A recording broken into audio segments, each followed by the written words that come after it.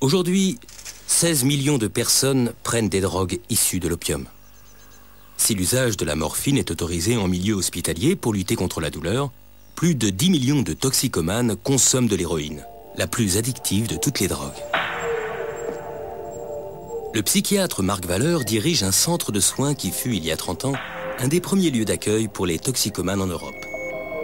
Pourquoi, alors qu'il y a des milliers de molécules psychoactives tout à fait puissantes, pourquoi ce produit-là, l'héroïne, la diacétylmorphine, était la drogue de rupture, la drogue de marginalité, la drogue des toxicomanes?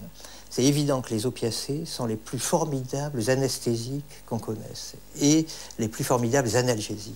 Donc l'héroïne, comme la morphine, comme l'opium, vont calmer toutes les sensations qu'éprouve le sujet, qu'il s'agisse de sensations extérieures ou qu'il s'agisse de sensations internes. Et ça va calmer toutes les douleurs, toutes les souffrances, qu'il s'agisse de souffrances physiologiques, physiques, ou qu'il s'agisse de souffrances psychiques, de dépression, d'angoisse, etc. Depuis Thomas de Quincey et ses Confessions d'un mangeur d'opium anglais au XIXe siècle, l'autobiographie sous stupéfiants a fait de nombreux émules.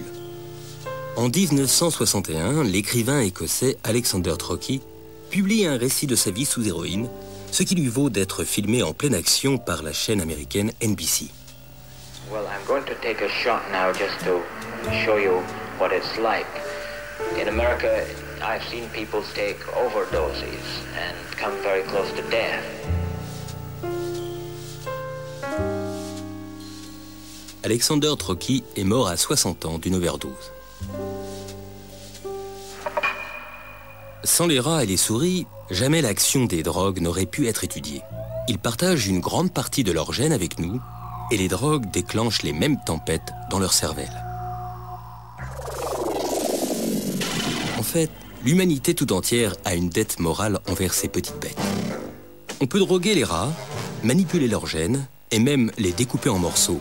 C'est le triste mais nécessaire quotidien des laboratoires qui comparent l'état de ces rats drogués ou génétiquement modifiés avec des rats contrôle ou normaux. Pour agir, l'opium et ses dérivés, comme toutes les drogues, piratent le système de communication du cerveau, car notre cerveau passe le plus clair de son temps à bavarder avec lui-même. Son bon fonctionnement repose sur un dialogue incessant entre nos 100 milliards de cellules nerveuses, les neurones. Pour faire circuler l'information, les neurones s'envoient des messages chimiques qu'on appelle les neurotransmetteurs. Que ce soit la douleur, le plaisir ou le rythme des échanges d'informations, les neurotransmetteurs régulent un équilibre subtil et complexe, dont dépend l'ensemble des fonctions de notre organisme. Entre chaque neurone, il existe un petit espace où règne une intense activité. C'est ici, dans la synapse, que les neurotransmetteurs agissent. Pour faire circuler l'information d'un neurone à l'autre, ils s'emboîtent dans les récepteurs qui leur correspondent. En 1973, on découvre que la morphine, comme l'héroïne, s'emboîte dans certains de ces récepteurs. Une découverte majeure qui a permis à des scientifiques comme Brigitte Kiefer d'explorer un système essentiel au fonctionnement de l'organisme. À partir de cette découverte, on a